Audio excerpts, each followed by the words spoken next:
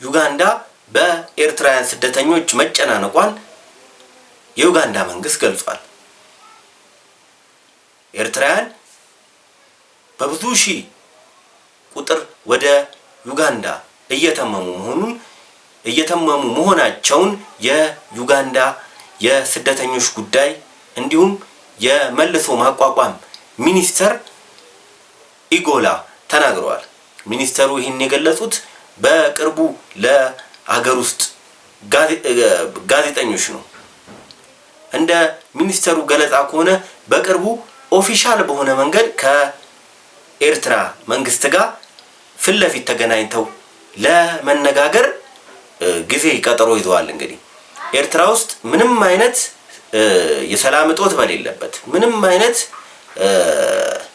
የእርስ በርስ ግጭት በሌለበት ሁኔታ ውስጥ ይህን ያህል ቁጥር ወደ አገራቸው በዚህ መጠን እየጨመረ መምጣቱ እጅግ አሳስቧቸዋል። እንግዲህ ሚኒስተሩ ይህንንም ከኤርትራ መንግስት ጋር ፊት ለፊት ለመነጋገር ያው ቀጠሮ ይዘዋል ማለት ነው።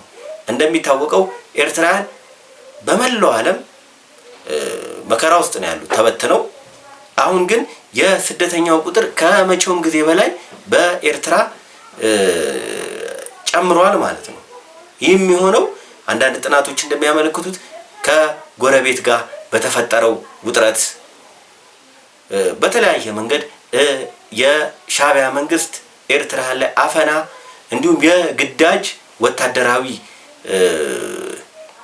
ግዳጅ እንዲሰጡ ወደ ሳዋ እንዲገቡ ከፍተኛ ርብርብ እያደረገ ስለ በዚህ ምክንያት ነው እንግዲህ የስደተኛው ቁጥር ሊጨምር የቻለው ማለት ነው።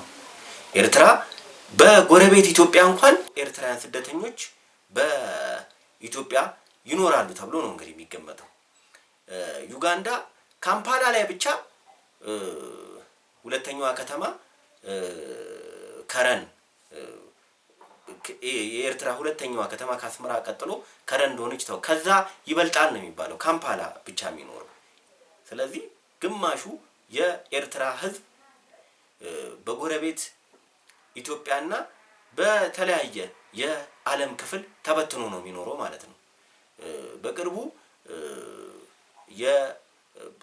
የክቡር ዶክተር አብይ አህመድ የምስራቅ አፍሪካ ጉዳዮች አማካሪ እንደገለጹት ጌታቸው ረዳ እንደገለጹት ከሆነ ኤርትራ ውስጥ ከ1 ሚሊዮን ወይም 1.5 ሚሊዮን አካባቢ ነው እንግዲህ ቶታሊ ሰው ይኖራል ተብሎ የህዝብ ቁጥር ያለው ማለት ነው። ሌላው በስደት በተለያየ መንገድ ሀገሪቱን ጥሎ እንደወጣ ይታወቃል።